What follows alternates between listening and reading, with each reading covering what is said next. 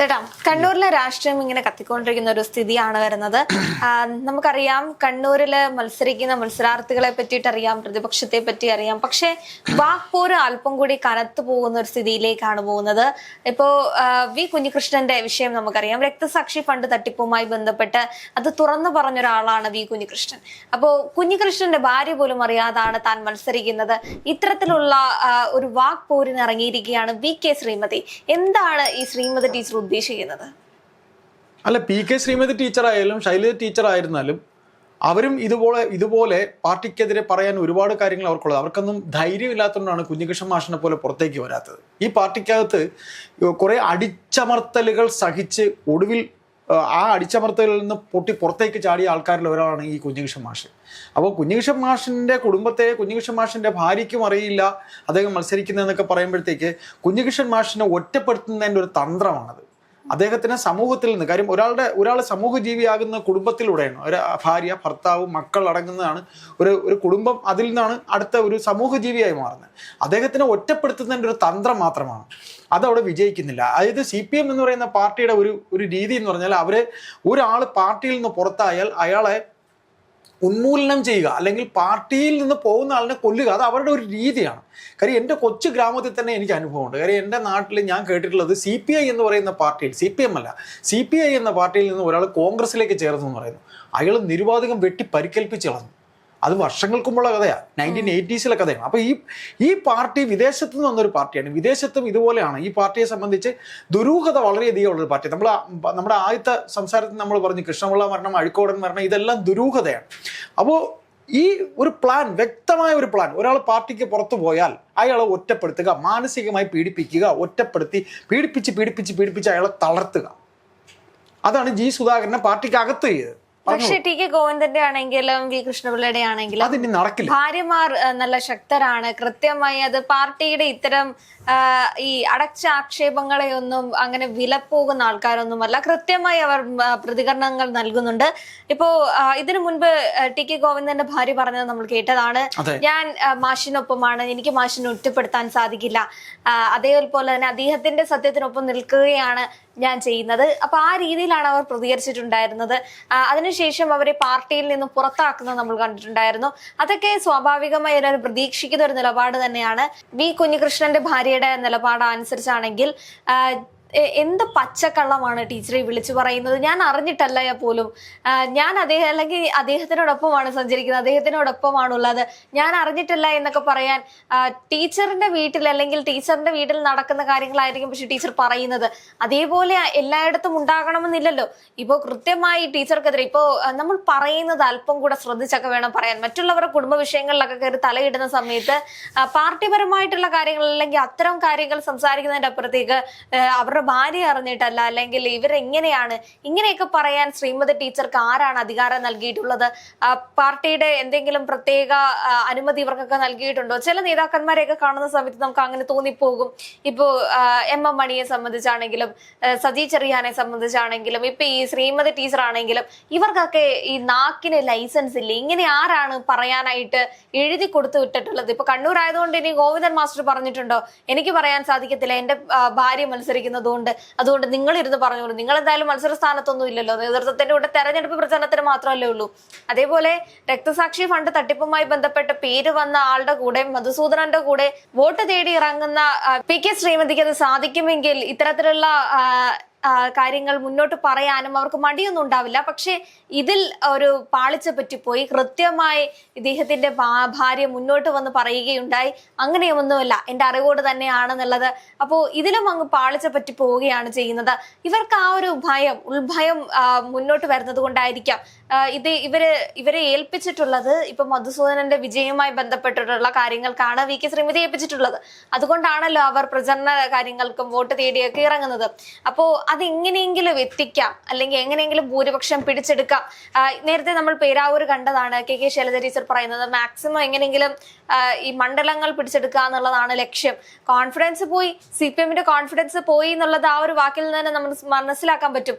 കാരണം അങ്ങനെ ഇപ്പോ 110 സീറ്റ്, 220 സീറ്റ്, 100 സീറ്റുകൾ ഇങ്ങനെ പറയാനുള്ള ഒരു ആർജവം അവരുടെ സ്ഥാനാർത്ഥികൾക്ക് നഷ്ടപ്പെട്ടു പോയെങ്കിൽ അപ്പോ ഇപ്പുറത്തും അതേ കാര്യം തന്നെയാണ്. അപ്പൊ എങ്ങനെയെങ്കിലും തോൽപ്പിക്കണമെന്ന് വിചാരിച്ചിട്ട് ഇവരുടെ കുടുംബത്തിന് പോലും താല്പര്യമില്ല എന്നൊരു കാര്യം അവിടെ പറഞ്ഞ് പരത്താം എന്നായിരിക്കാം ചിലപ്പോൾ ടീച്ചർ ഉദ്ദേശിച്ചിട്ടുണ്ടായിരുന്നത്.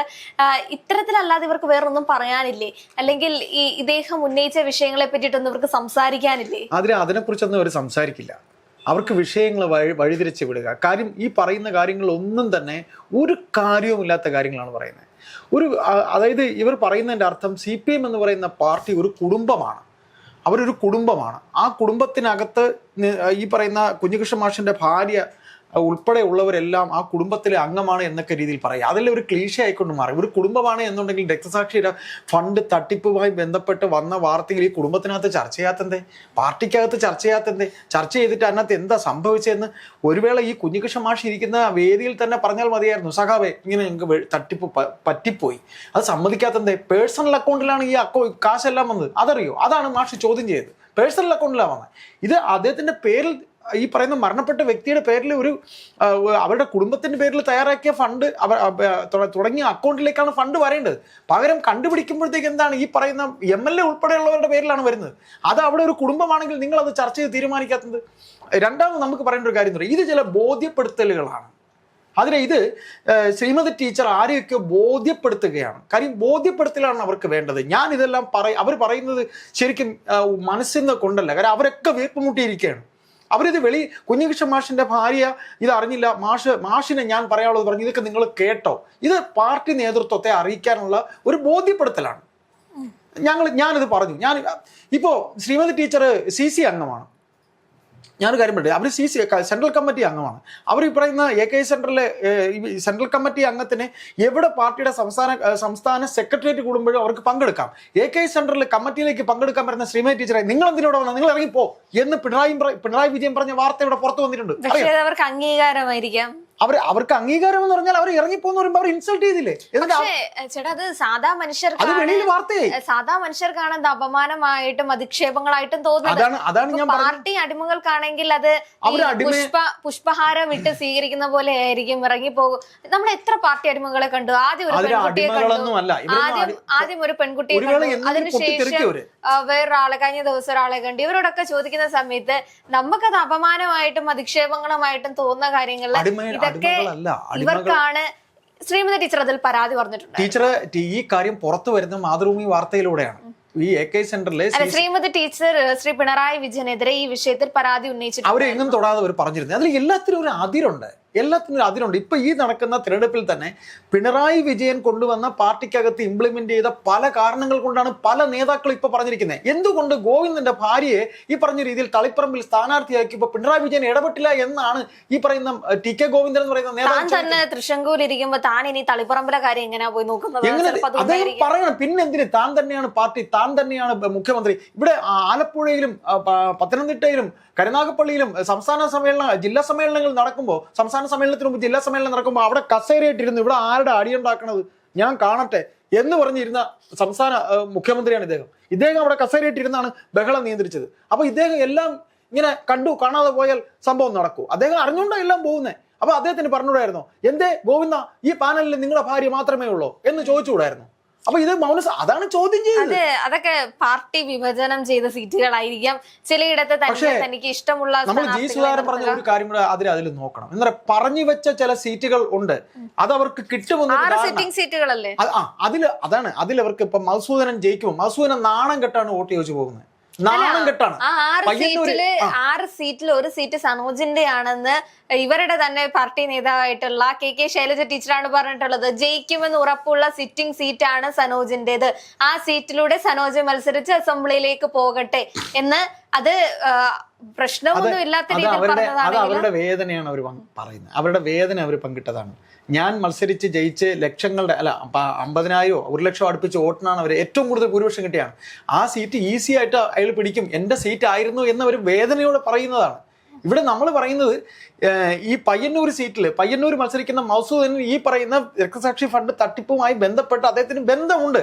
അവിടെ ഈ പുസ്തകത്തിന്റെ പ്രകാശനം, കുഞ്ഞികൃഷ്ണൻ ചേട്ടന്റെ പുസ്തകത്തിന്റെ പ്രകാശനം അവിടെ നടത്തുമ്പോഴത്തേക്ക് എത്ര ആൾക്കാർ അവിടെ വന്നിരിക്കും. അവരെല്ലാം പാർട്ടി അനുഭാവികളാണ്. ഇവരെല്ലാം പുറത്തു പറയുന്നില്ലെന്നേ ഉള്ളൂ. നമ്മൾ പറയുമല്ലോ, പൂച്ചം പറയുക എന്ന് പറഞ്ഞാൽ ചെവിയിൽ പറയുക. ഇങ്ങനെ രഹസ്യമായിട്ട് ഈ തട്ടിപ്പ് നടന്നിട്ടുണ്ട്.